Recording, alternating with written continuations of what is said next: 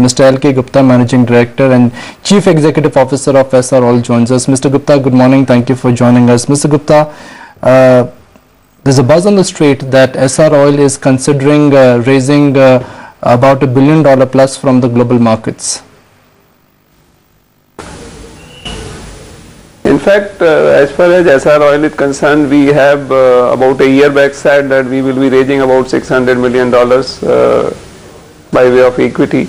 But thereafter we have said that this was the requirement basis the SEBI guidelines, where the promoters were to bring down to 75%, and also because of the sales tax funds requirement. However, both these things now have taken care. For the first thing, SEBI has clarified that GDS held by the promoters are not to be counted. So if we exclude that, the promoter holding is less than 75%. And secondly, as far as sales tax is concerned, after the Supreme Court issue, we have now 2 years time to repay it. Besides that, we have a standby facility from a bank. So we have no plans as of now to raise any further equity. Mr. Gupta, you've recently been in the US for a road show. What has been the purpose of that, and how was your interaction with investors? In fact, after every quarterly results, we try and meet various investors, and after every quarter we try and cover one continent. So this time we have been to that continent, and we have met various investors to explain our results and to discuss with them.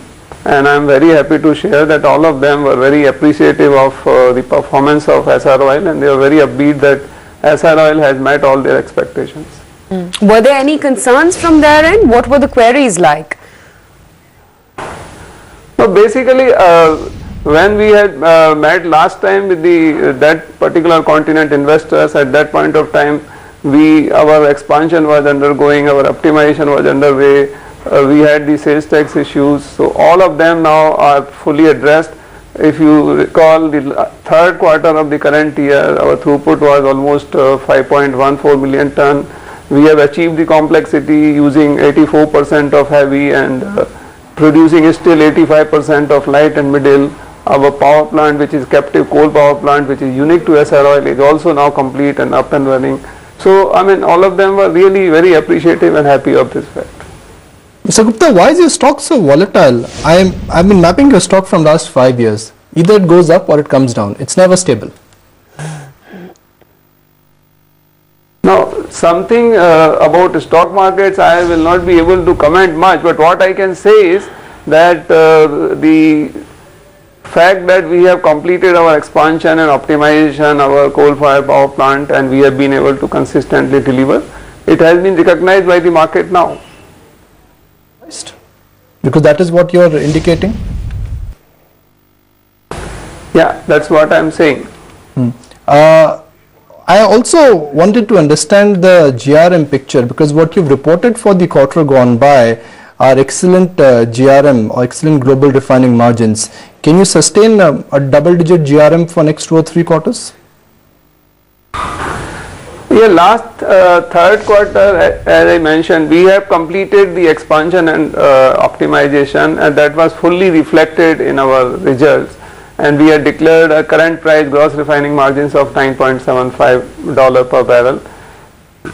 The margins were also helped by the weak fuel oil prices.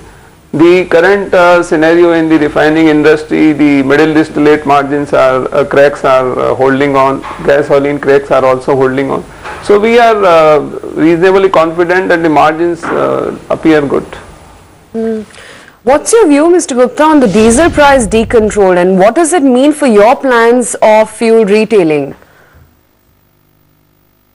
No, we are really very happy to see that at last the government has taken this bold step and has at least completely deregulated the bulk diesel prices, which means that this will throw an opportunity to us to participate in the bulk sale of diesels in competitions with other players in the industry.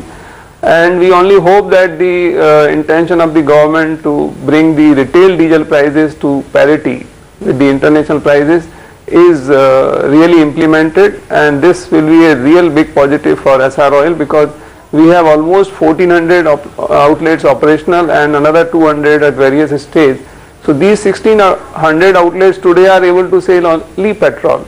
Once the diesel prices come at parity, these petrol pumps will also be able to sell diesel, and which will be a big volume. So we definitely look forward to the implementation to this decision of government, and in any case the bulk sales of diesel we will be able to participate immediately.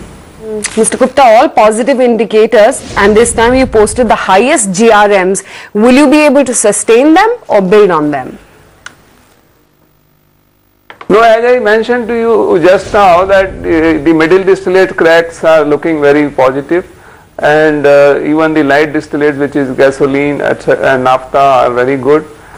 Fuel oil prices have started slightly recovering, which means the crude oil prices may get little pushed, but we are very hopeful that the margins are going to sustain. Mr. Gupta, final question. Like you've indicated that bulk of the capex is behind behind you. You are generating free cash flow. So at a time when you're generating free cash flow, are you in a position to retire your existing debt? If yes, by how much? Yeah, once we are, as I mentioned to you, that the third quarter results have now really shown that the cash generations from the company operations are going to be substantial, and we will definitely utilize these cash generations going forward to reduce our debt. And besides this, we now have permission from Reserve Bank of India of about $2.27 billion ECBs to replace our rupee borrowing. So our immediate focus is to see that the rupee borrowing is replaced by the dollar borrowing, because for us all our earnings are in dollars. So basically we are not having any risk on currency.